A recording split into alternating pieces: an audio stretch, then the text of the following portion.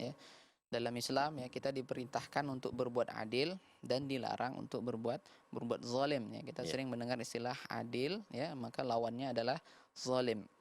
Dalam definisi yang disebutkan dalam bahasa Arab, zalim itu adalah wad'u syai' fi ghairi maudi'ihi, menempatkan sesuatu tidak pada tempatnya. Ya, Mm-mm. Syekh Al-Utsaimin ya ketika menjelaskan dalam kitab Riyadhus Shalihin mengenai makna zalim.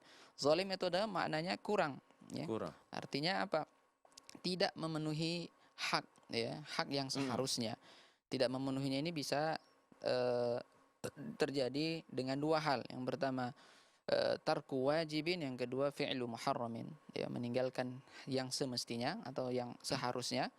Kemudian yang kedua dengan melakukan perbuatan yang diharamkan atau melampaui batas ya. Jadi Iya. itu termasuk zalim. Jadi zalim itu bentuknya bukan hanya apa namanya eh, me- me- melakukan perbuatan diharamkan, tapi juga tidak menunaikan haknya. Itu juga termasuk ke dalam zalim ya. Atau dalam Oke. bahasa sederhana yang sering kita dengar, zalim itu artinya melampaui batas ya. Masya Allah. Nah, kalau kita lihat dari pengertian tadi bahwa zalim itu adalah meletakkan sesuatu tidak pada tempatnya, Pak Ustaz. Mm-mm. Sedangkan kalau kita di Indonesia ini kan meletakkan sesuatu pada tempatnya itu sering kita sebut adil gitu. Iya. Berarti intinya kalau zalim itu adalah tidak adil, kan Mm-mm. begitu kan? Kalau tidak zalim berarti adil gitu. Gitu.